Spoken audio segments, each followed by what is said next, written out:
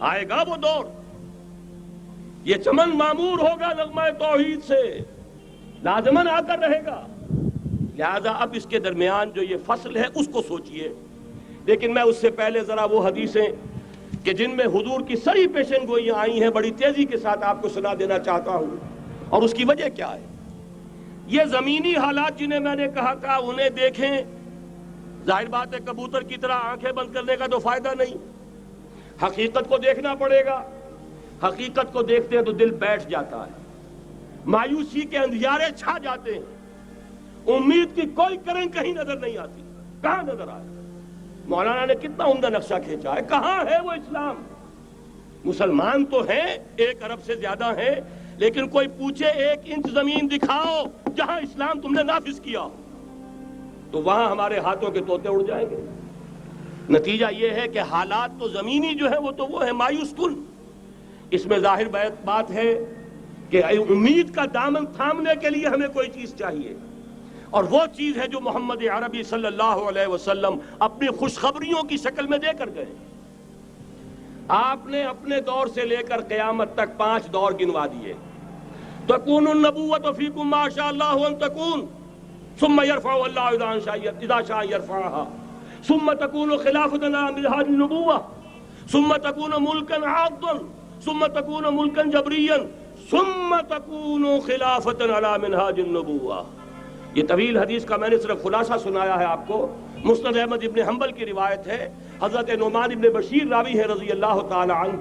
پہلا دور دور نبوت، دوسرا دور دور خلافت علی منہاج النبوۃ، نبوت کے نقش قدم پر خلافت جسے ہم خلافت راشدہ کہتے ہیں۔ تیسرا دور مسلمانوں کی حکومتیں، لیکن وہ ملوکیت کا دور، ملکن عاضن، اور ان میں ظاہر بات ہے کہ عاضن بھی تھی، جہاں ان میں خوبیاں تھیں وہاں برائیاں بھی تھیں۔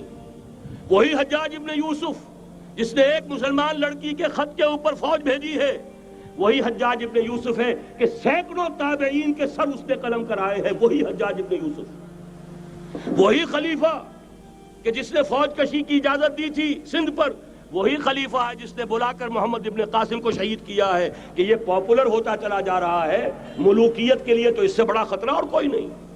اس لیے کہ سندھ کے ہندوؤں نے ان کے بت بنا لیے تھے۔ یہ نوجوان در جوانی توبہ کردن سیوائے پیغمبریس، یہ نوجوان اور اتنا نیک اور پارسا ان کے بت بنا کر مندروں میں رکھ دیے گئے۔ اندیشہ ہو گیا کہ یہ تو پاپولر ہو گیا تو ہمارے خلاف بغاوت کر دے گا، بلا کر شہید کر دیا گیا۔ بہرحال تیسرا دور تھا وہ ملکن عاضن، کچ کھلی ملوکیت۔ چوتھا دور تھا ملکن جبرین، غلامی کی ملوکیت۔ پہلے کم سے کم بادشاہ مسلمان نام کے تو تھے، اب تو ہم ملکہ برطانیہ کے زیر نگیں تھے، تاج برطانیہ کے غلام تھے، کہیں بلندیزیوں کے غلام تھے، کہیں کسی اور کے غلام تھے، کہیں اطالویوں کے غلام تھے، کہیں فرانسیسیوں کے غلام تھے۔ یہ چوتھا دور نوٹ کر لیجئے، آدھا ختم ہو گیا، آدھا باقی ہے۔ براہ راست غلامی کا دور ختم ہو گیا، لیکن ریموٹ کنٹرول والی انہی کی غلامی اب بھی چل رہی ہے۔ فیصلہ وہی ہے جو مولانا نے کہا، تصویر یا امریکہ یا امریکہ یا امریکہ۔ وہی لوگ، وہی ذہن، وہی ان کی بود و باش، وہی ان کی معاشرت، وہی ان کی سوچ، وہی ان کے اقدار، وہی ان کے نظریات، وہی ان کی معاشیات، وہی ان کی معاشرت، ہر شے وہی ہے، صرف رنگ کا فرق ہے اور کچھ نہیں۔ نظام ابھی وہی ہے، چلانے والے بھی انہی کے پرستار ہیں، بلکہ ریموٹ کنٹرول سے وہی چلا رہے ہیں۔ وہ تو آپ کے بجٹ کا بھی فیصلہ کرتے ہیں، آپ کی الیکٹریسٹی کے ریٹس بھی معین کرتے ہیں۔ تو حال یہ ہے کہ ابھی وہ چوتھا دور ختم نہیں ہوا، فرق صرف یہ ہے کہ ڈائریکٹ کی بجائے ریموٹ کنٹرول ہے۔ لیکن حضور کی خوشخبری یہ ہے، ثم تکون خلافۃ علی منہاج النبوۃ، پھر ایک دور آئے گا خلافت علی منہاج النبوۃ کا۔ یہ محمد الرسول اللہ کی نوید ہے، وہو صادق المصدوق، وہ سچے ہیں، ان کی صداقت پر خود اللہ گواہ ہے۔ لہذا وہ دور آ کر رہے گا، اس میں کسی بھی بندے مومن کے لیے کسی شک و شبے کی کوئی گنجائش نہیں۔ اگلی حدیث اگلی سنیے، اب جب یہ دور آئے گا تو عالمی ہوگا، جیو ورلڈ آرڈر نہیں ہوگا، جسٹ ورلڈ آرڈر ہوگا۔ یہ نیو ورلڈ آرڈر NWO، حقیقت میں جیو ورلڈ آرڈر ہے JWO، لیکن اسی کو بدلنا ہے، جسٹ ورلڈ آرڈر آف اسلام۔ اور وہ گلوبل ہوگا. 2 حدیثوں کا تذکرہ کر دوں. حضرت ثوبان حضور کے ایک آزاد شدہ غلام تھے. وہ روایت کرتے ہیں, مسلم شریف کی روایت ہے, یہ صحیحین میں فرماتے ہیں کہ حضور نے ارشاد فرمایا, ان اللہ زوالی الارض فرأیت مشارقها ومغاربها وان امتی سیبلغ ملکها ما زوی لی منها. رواہ مسلم رحمہ اللہ. حضور فرماتے ہیں اللہ تعالیٰ نے میرے لیے پوری زمین کو لپیٹ دیا, یہاں تک کہ میں نے اس کے سارے مشرق دیکھ لیے, سارے مغرب دیکھ لیے. اور سن لو مجھ سے, ٹیک اٹ فرام می, میری امت کی حکومت ان تمام علاقوں پر قائم ہو کر رہے گی جو مجھے زمین کو لپیٹ کر اور سکیڑ کر دکھا دیے گئے. گلوبل ہوگی کہ نہیں؟ دوسری حدیث سنیے, یہ پھر مسند احمد ابن حنبل کی ہے.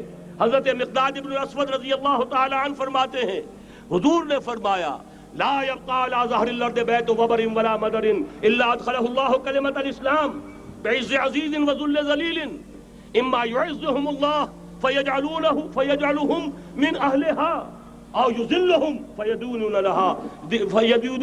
لها. یہ ہے حدیث مسند احمد ابن حنبل کی. اور حضرت مقداد فرماتے, پھر میں نے کہا اچھا تب تو ہو جائے گی وہی بات, وَيَكُونَ الدِّينُ كُلُّهُ لِلَّهِ, دین کل کا کل اللہ کے لیے ہو جائے گا. حدیث کا ترجمہ یہ ہے کہ حضور نے فرمایا,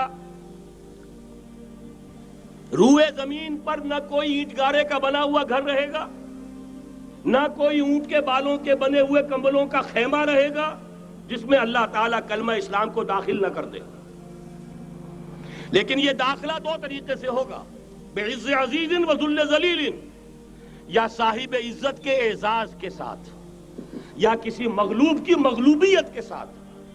یعنی یا تو اللہ تعالیٰ ان کا اعزاز فرمائے گا اور وہ کلمہ اسلام کے خود قائل ہو جائیں گے.